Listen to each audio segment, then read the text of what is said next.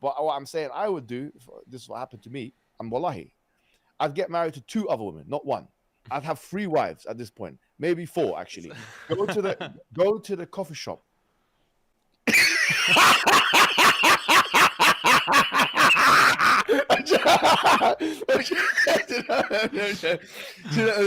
Go to the coffee shop or go to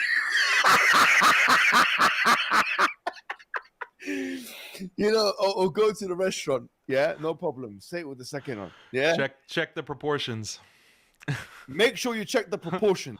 Yeah. And make sure. Marriage is a beautiful covenant given to us as a gift by God, designed to unite one man and one woman as husband and wife. Under this covenant, one man and one woman becomes one flesh, and only death can separate them. You look at the Bible and then you get to see amount of the responsibility God of Bible gives to husband and wife within marriage. Nowhere in the Bible you will see that God of Bible treated marriage as lightly. Nowhere in the Bible you will get to see God of Bible sees one spouse as an item from the shop. Nowhere. God of Bible makes it very clear. He hates divorce. God of Bible makes it very clear that husbands must love the wife as Christ loved the church and Christ gave himself for the wife.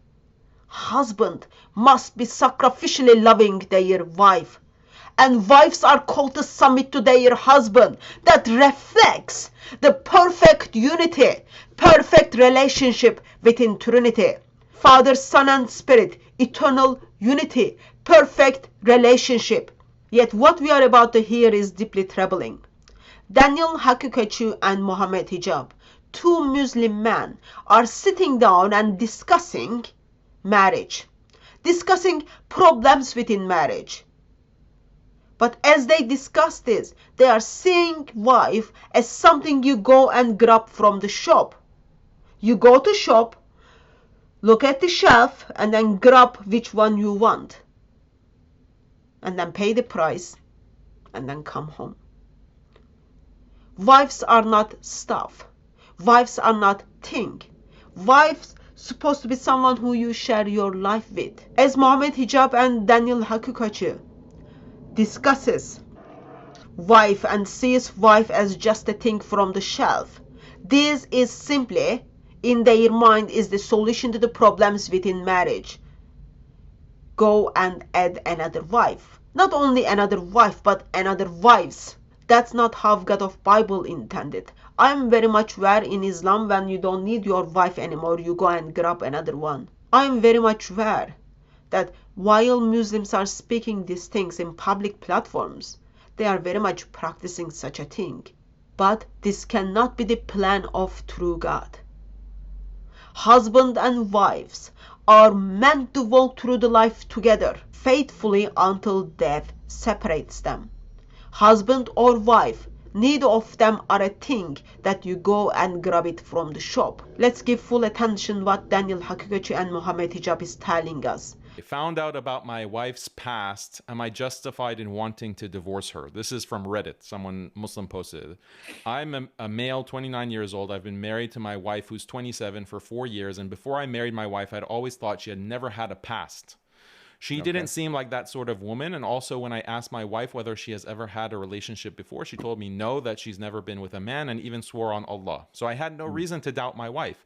She prays her daily 5 prayers, wears the hijab, and has a good character. In fact, before I married my wife, my family was told that she's a good religious woman and would make an excellent wife for me. Everyone vouched for her. Anyways, a few weeks ago, while I was cleaning my wife's room, I found medical reports from when she must have been around 18 to 20 before we met, where she was prescribed birth control, and she was told the doctor that she told the doctor that she had been intimately active. I also found evidence that my wife had once gotten pregnant, and she terminated her own pregnancy. At first, I thought these could be maybe her sisters who aren't practicing and obviously date men, but the name and age on these reports were all my wife's. When I looked clearly, I had no reason to doubt the papers in these files. I felt disgusted. I confronted my wife with the file and those papers, and she started to cry and tell me that those are her papers and that she did have promiscuous past when she was in university abroad. She studied in Canada on a scholarship, by the way. She told me that she told me that she never thought that I would find out that she has come across many fatawa that say that any sin, if you repent, that Allah has forgiven, it is like you never committed the sin, and that one is allowed to lie to conceal their past sins. I was really upset at the time, and I called her a bunch of names like 304. She was sobbing, and because I couldn't even look at my wife without imagining her with all those men who had her before me, I left the room. I'm beyond devastated, and I want to leave my wife. I feel like she only married me for the financial security, as she had asked me for a huge sum of mahar, to give her also to give her a monthly allowance, and also is very demanding. But I can't believe that there were men who didn't have to do any of that to get my wife to be intimate with them, and now I feel like I was always the safe option she would marry after she did all that. I haven't spoken to my wife since that incident. Now, even though I want to leave her, my wife and I have a 2-year-old daughter together. I fear divorcing my wife could hurt our daughter, and also have a feeling my wife could tell our daughter stories about me so that she would see me as the villain in this situation. I mean, she would be the one who gets the custody of this child, and I would have to pay child support according to the law. That's why I'm confused as to what to do in this situation. A part of me feels like getting revenge on my wife by marrying another woman who is much prettier to get even once she becomes old, and then leave her, to make her feel as betrayed as I did. I can't stand her anymore. I want to get out. Am I justified in wanting a divorce? Do you even need a reason to divorce your wife? You don't actually even need it. There's nothing in Islam that says you need a reason to divorce your wife. But in terms of the protocol of divorcing your wife, do you actually need a mubarrir or a illah or a sabab or a reason? Not in the abstracted ruling. Okay. However, now going back to the second thing about what she said and to him, she said that she was told that she could lie, because she's concealing a sin. I have to say I agree with that. I think she could lie for that. So you've got two sins. You've got the sin of her committing the sin, the sin of her spreading her sin, and then you've got the sin of her lying. I think the sin of lying is less than the sin of her saying it. And there's different fatwas on this, and you'll find all over the Muslim world scholars saying that if you've committed a sin and someone asks you directly, did you do this, and you lie, it's allowed in that situation because mbab akhaf ad-darain is the lesser of the two evils. So I don't disagree that there's fatwas out there, and if she's following those fatwas, she's not sinful for that aspect of things. No, but can they lie about if someone asks them directly? And you'll find that there's a difference of opinion. Some scholars will say no, because the sin of lying is more, and some scholars will say yes. The opinion I just follow, I'm not a mushtahid here, but the opinion I follow is that it makes sense for the lying, I think, is less of a sin. Think about it like a contract, right? I get like it, if you're selling something. So like in any kind of contract, like if I go steal a car and then I come and sell it to you, I say, oh, this is a legitimate car that I'm selling to you. I'm selling you something like this has a defective element to it because it has been illegally acquired. You're selling something defective. You're selling something that with you're deceiving the party that in the contract. Yeah, but like these wives are not like you. These wives are not like your family. If we heard about your family, mashallah. You have a report card for your wife. You expect breakfast in bed. I'm gonna get to something. These women are not. They're getting the monthly allowance, and they're not giving him breakfast in bed. They're not giving him this kind of treatment. If they're not giving him breakfast in bed. That's a different story. Because I'm gonna give him something now. I'm gonna give him the golden bullet. But before the monthly allowance, look, Islamic ruling that I've read, and Allahu Alam, is you have to give her the basics for what she's living. Yeah, she's not entitled to more than this. If she's rebellious, you can actually remove money from her monthly wage. So, for example, if she's nashas now, you're not going to give her money. Okay, or you can decide not to give her money. So you can reduce the monthly payment if you think you're paying too much, so long as you're covering the basics. I think you should get married to a second woman. This is what I think you should do. I think you should take it upon yourself to get married to a second wife.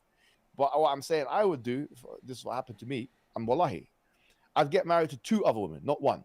I'd have 3 wives at this point, maybe 4 actually, because I think that now if this woman come back and say, actually, why are you doing this? Why are you doing that? I said, sorry, brother. So you want me to imagine you with this and that, and I'm not going to do this and that? No. You can use this as the opportunity, to psychological leveraging, so that you can go and get yourself a second and a third and maybe even a 4th wife, depending on what you can handle. I think the best option for this particular situation is polygamy. He's going to divorce her. He's going to go through that process anyway. He might as well get something out of it. You might as well now get a second wife, a third wife. Enjoy. I'm sorry to say, you can get married to a second wife without your first wife's knowledge. It's valid. I think you should do this. Just open marriage. Second, go and get a second wife. Simple as that. Go and get a second wife. Go to the coffee shop.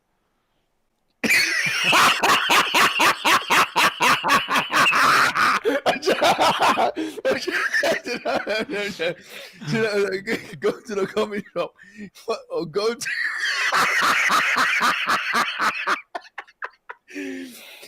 or go to the restaurant. Get the welly. Yeah, no problem. Say it with the second one. Yeah. Check the proportions. Make sure you check the proportions. Yeah, but it's different. It's got to be tanawwa now. Yeah. If you've got a North African one, you have to go for the black. If you've got the black one, you have to go for the Asian. If you've got the Asian, maybe you want to try the white. It's got to be a level of tanawwa and variety. Diversity in your taste. You got to refine your palate.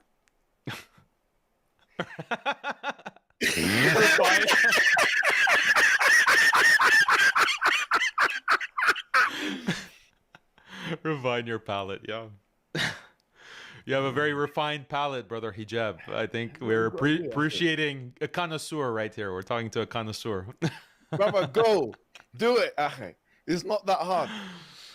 Go and do it, man. Bismillah. Have a different attitude towards the situation. Don't show her you're so insecure. You care too much about it. Oh, you had a past. Okay, so no more. I'm gonna have a future. You're gonna have a past. I'm gonna have a future. That's what the situation is. Yeah, you're gonna have a past. I'm gonna have a present right now. No problem. You had your fun. Now it's my turn. You say that here. Now it's my turn. Yeah. That's the solution. And then just watch it. At least, akhi, just try it. Don't do something. Go and do it, akhi. Simple. Second, third, fourth. Actually go for two at the same time. You'll be fantastic if you do that. Akhi, show how respectful you will go from here, inexperienced Muslim man and so that, and I was doing this and I was doing that, to here, akhi, she'll feel, okay, wait up. He's doing this, that, and the other. Okay, say no more. That's what I think you should do. Yeah, whatever, man. Who cares about all that, man? You know what I mean? Like, you just get married to a second wife, third wife. Don't worry. Don't show too much insecurity to the woman, man. She's gonna get put off you or something. Like, do you know what I'm trying to say? Sure. You decide whether you want to be with her or not. If you don't, just move on, get a new one, or I would say get a second one, man. To be honest, or a third. That's my advice. But that's not. Is this such a marriage you want to be? You want to be seen as a thing by use date? I hope your answer is no if you are listening me as a Muslim woman. I hope you don't see yourself as a thing for a man. You are made in the image of God, and eternal Son of God loves you enough to give himself for you. And dear beloved of Christ, as you are listening this, I hope it crushes your heart and puts fire in your heart so that you can go out and reach these women with the glorious gospel of our glorious God.